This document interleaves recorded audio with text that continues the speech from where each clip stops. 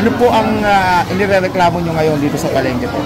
Gusto po na, kami po lahat ay hindi tumututol na ipagawa ang bagong palengke dahil kailangan na po talaga. Pero kami po ay maraming agam-agam. Kasi nakaraang taon pa po kami sumulat sa kay Engineer Pacana ng Regional Director ng DPWH. Hanggang ngayon wala pa pong sagot. ELG wala pa rin sagot. Ano po ang gusto nyo nais malinawan? Gusto po namin makita yung detalyadong plano. Para po hindi kami nag-aagam-agam kasi yung 200 million, structural pa lang yun, as in kalansay pa lang.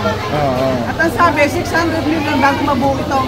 Gano'n po kami magkatagal sa temporary market. Sa summer po, sobrang init. Pag tag-ulan, baha.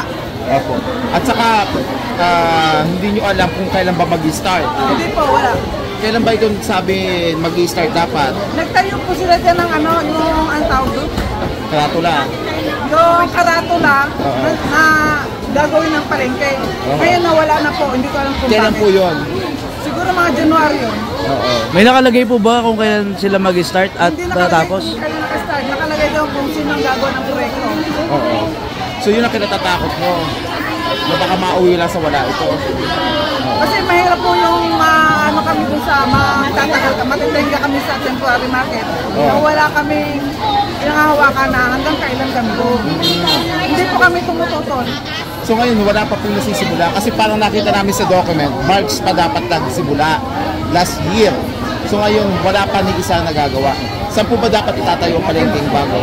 Dito. Gigibain ito? Gigibain ito, pero nung isang taon pa namin hinahanap ng ano, yung bidding, detalyadong plano, wala silang maipakita sa ano. Hindi kayo binibigyan? Hindi.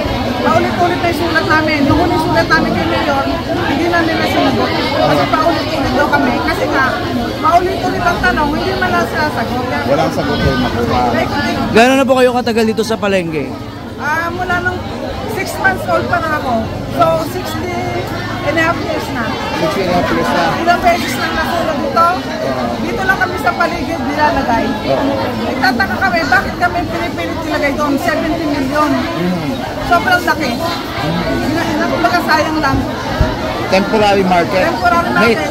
Naitayo na yon. Naitayo na. Ngayon sabi sa radyo, buti lang 70 million. Kailan daw kayo dapat ililipat doon? Ngayon pa 16. Baka palabasin nyo ng bagong palengke. Ay, hindi naman po pwede yun. Hindi, ang sabi nga sa radyo ay nagkamali siya na sabi ng temporary. Sana daw sinabi na permanente. Sabi sa radyo. Sige. Salamat po.